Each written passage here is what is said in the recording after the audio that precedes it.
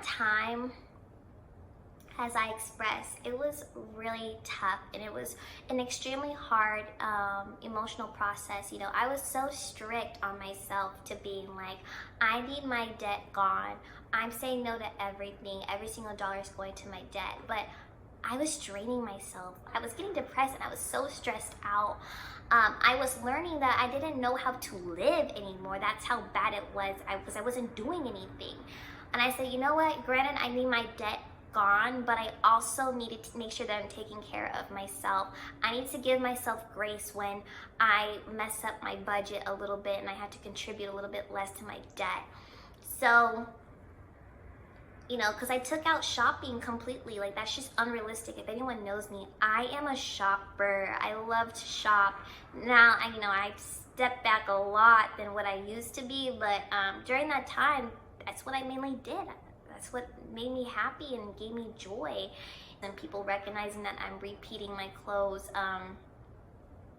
that really ate at me really bad. It really did. But so I had to, at that time, I kind of readjusted my budget a little bit just to make sure that there is some room for me to have air, a little bit more room for me to breathe and live and feel a little bit normal through the whole situation that I'm going through. If there's any advice through this that I can give you guys is to give yourself grace.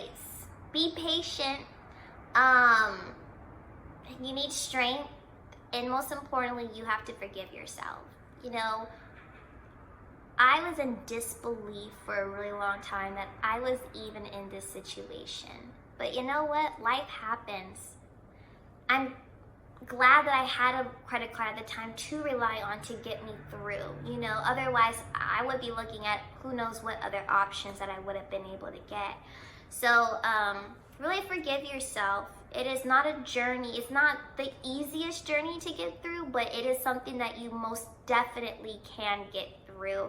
And making sure that you have the right people around you to help support and push you into the direction that you're supposed to be going down, and not going to hinder you and hold you back from getting to your ultimate goal of getting the debt gone, essentially. So another piece of advice that I can give you is that if you decide to do a balance transfer, don't charge your card after you do it. So I did a balance transfer and I was still charging on my credit card. But I thought it was fine because at the end of the day, I knew I had to pay my balances in full, plus some to get down the debt. So that's what I was doing. But the algorithm of how the process works was messing up, and it was like such a headache. So recommend you don't do that, because you can end up paying more interest or prolonging the amount of time it's going to take for you to pay off your debt. Don't do it. I will say that I am thankful for the experience though, because I am now on a debt-free journey again, but this is to be completely debt-free. I have student loan debt and a car loan that I'm trying to pay off. And at the time, I only had $10,000 that I was stressing about that I'm trying to pay off in a year. Now I have $50,000, and it doesn't seem so bad because I know how to manage my stress load down. I know what I can do differently. I learned from my first go round of paying off my credit card debt that trying to pay off my student loans and my car loan doesn't seem so bad anymore, especially now that I'm in a better financial position of making more income now being a graduate. So definitely, so I'm proud of it because it taught me strength, and it's like, feels like nothing now in a sense. It's freeing, you know, and I'm happy to do it almost. This is weird. But I'm living, and I think that's the difference. I'm absolutely living, and I'm being able to save. I'm still able to pay off debt and get my bills covered. So there's so much more grace this round going through my debt-free journey. And I think one of the things that kept me motivated through this time was just knowing all the money that I would have at the end. You know, I'm contributing $500 per month towards my debt.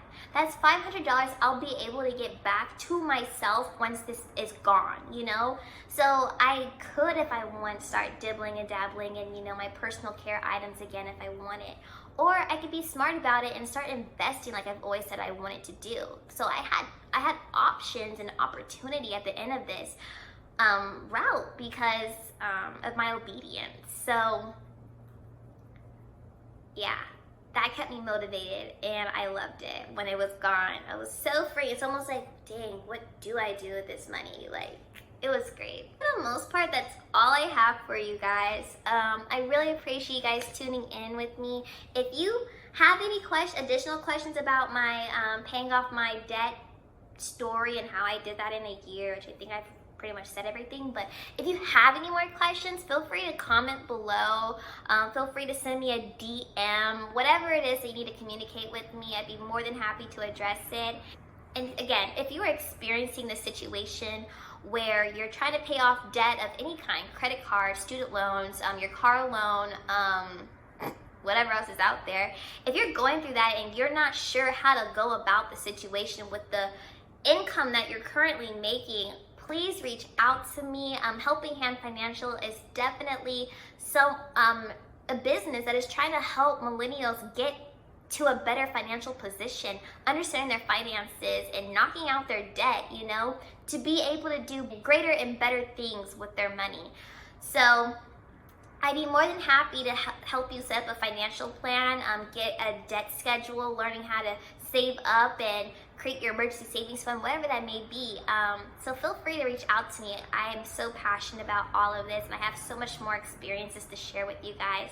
So thank you for listening in on my tea, and I hope to stay tuned with you guys a little bit later. Bye!